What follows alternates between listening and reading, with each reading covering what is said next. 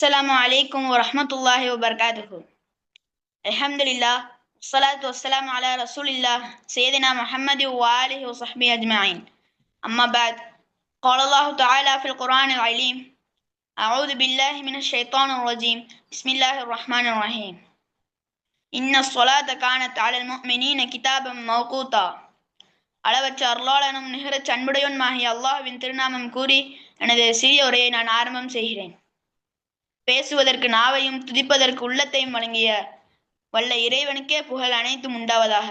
உலகை திருத்த வந்த உத்தம நபி ஸல்லல்லாஹு அலைஹி வஸல்லம் அவர்கள் மீதும் அவர்கள் வழி நடந்த சஹாபாக்கள் நல்லோர்கள் நம் அனைவரின் மீதும் அல்லாஹ்வின் சாந்தியும் சமாதானமும் உண்டாவட்டுமாக. ஆமீன். என் பெயர் முகமது ஷஹீத். நான் ஜாமியா மின்ஹாஜுஸ் சுன்னா அகாடமியில் லெவல் 1 படிக்கிறேன். அல்ஹம்துலில்லாஹ்.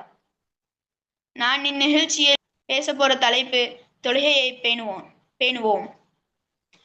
அன்பிற்குரிய அல்லாஹ்வின் நல்லடியார்களே, நாம் வாழ்க்கையில் அனுபவித்துக் கொண்டிருக்கிற அனைத்தும் இறைவன் தந்தவை.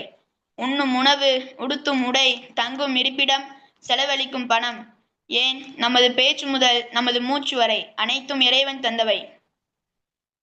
அவைகளை தேவைக்கு பயன்படுத்துகிற நாம் தேவை ஏற்படுகிற போது அதை இறைவனுக்காக தியாகமும் செய்ய வேண்டும். அப்போதுதான் நாம் உண்மை முஸ்லிம்களாக ஆக முடியும். இப்ராஹிம் நபி, முஹாஜிர்கள், அன்சாரிகளின் வாழ்க்கை இதைத்தான் நமக்கு உணர்த்துகிறது.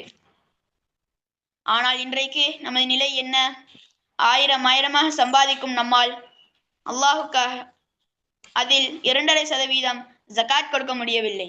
பல லட்சம் சம்பாதிக்கும் நம்மால் அல்லாஹுக்காக ஒரு ஹஜ் செய்ய முடியவில்லை.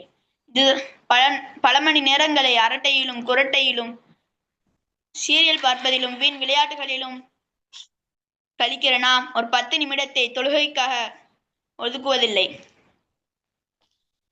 இதுதான் நமது நிலை.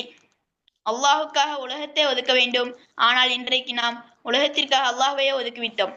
காரணம், நமக்கு தொழுகையின் மகத்துவம் விளங்கவில்லை, தொழுகையின் அருமை புரியவில்லை. ஒரு நாளைக்கு 10 மணி நேரத்தை டிவிக்காகவும் சீரியலுக்காகவும் ஒதுக்கிற நாம் ஒரு 10 நிமிடத்தை அல்லாஹுக்காகவும் தொழுகைக்காகவும் ஒதுக்குவதில்லை. அன்பிற்குரியவர்களே, இன்னைக்கு தொழாம இருக்கிறத நாம ரொம்ப சாதாரணமா எடுத்துக்கிட்டோம், சாதாரணமா நினைக்கும். ஆனா அது அல்லாஹ்விடத்துல எந்த அளவு கோபத்தையும் வேதனையும் ஏற்படுத்தும் என்பதை நாம் தெரிந்து கொள்ள வேண்டும். ஒரு முஸ்லிமுக்கும் ஒரு காஃபிருக்கும் மத்தியில இருக்கக்கூடிய வித்தியாசமே தொழுகைதான் என்று நபி ஸல்லல்லாஹு அலைஹி வஸல்லம் அவர்கள் கூறினார்கள். எனவே நம்ம எத்தனை பேர் முஸ்லிம்களாக இருக்கிறோம், எத்தனை பேர் காஃபிர்களாக இருக்கிறோம்? நாளை கியாமத் நாளில் நரகவாசிகளை பார்த்து, நீங்கள் ஏன் நரகம் வந்தீர்கள் என்று சொர்க்கவாசிகள் கேட்கும்போது, லம் நகு மினல் முஸல்லீன், நாங்கள் உலகில் தொழாமல் இருந்தோம் என்று நரகவாசிகள் கூறுவார்கள் என்று அல்லாஹ் குர்ஆனில் கூறுகிறான். எனவே நாம் செல்லும் இடம் எது என்று நாம் தான் முடிவு செய்ய வேண்டும். அது மட்டுமல்ல சகோதரர்களே, பேணுதலாக அனுதினமும் தொழுபவர்தான் உண்மை முஸ்லிம் என்று அல்லாஹ் கூறுகிறான். தொழுகையில் பேணுதல் இல்லாதவர் ஃபிரௌன், ஹாமான், அபுஜஹல் போன்ற கொடிகளோடு எழுப்பப்படுவான் என்று நபிகள் நாயகம் ஸல்லல்லாஹு அலைஹி வஸல்லம் அவர்கள் கூறினார்கள்.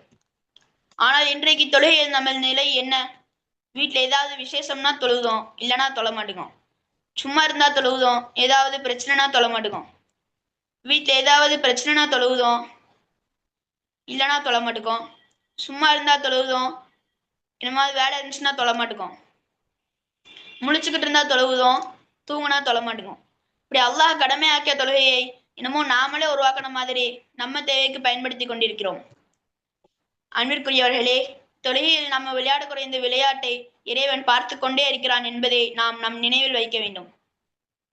இன்னைக்கு தொழுகாத நாம தொழுகாட்டியும் நாம செய்யற மற்ற நல்லவர்கள் நம்மை சொர்க்கம் செல்ல வைக்கும் என்று நாம் கணக்கு போட்டு வைத்திருக்கிறோம். ஆனால் அது தப்பு கணக்கு என்று நாம் புரிந்து கொள்ள வேண்டும். ஏனென்றால் கியாமத் நாளில் முதலில் ஒருவனிடம் தொழுகைதான் பார்க்கப்படும். அது சரியாக இருந்தால்தான் மற்ற அமல்களை இறைவன் பார்க்கிறான். தொழுகை இல்லை என்றால் வேறு எந்த அமலையும் இறைவன் பார்ப்பதில்லை என்று நபிகள் நாயகம் ஸல்லல்லாஹு அலைஹி வஸல்லம் அவர்கள் கூறினார்கள். எனவே தொழுகை இல்லாமல் வேறு எந்த அமலும் பிரயோஜனம் தராது என்பதை நாம் உணர்ந்து கொள்ள வேண்டும். எனவே எல்லாவற்றிற்கும் அடிப்படை ஆதாரம் தொழுகைதான். எனவே தொழுகையில் கவனம் செலுத்துவோம். அல்லாஹ்வின் கோப பார்வையிலிருந்து தப்பித்து ஈருலகிலும் ஏற்றம் பெறுவோம். அதற்கு அல்லாஹ் நம் எல்லோருக்கும் அருள் புரிவானாக. ஆமீன்.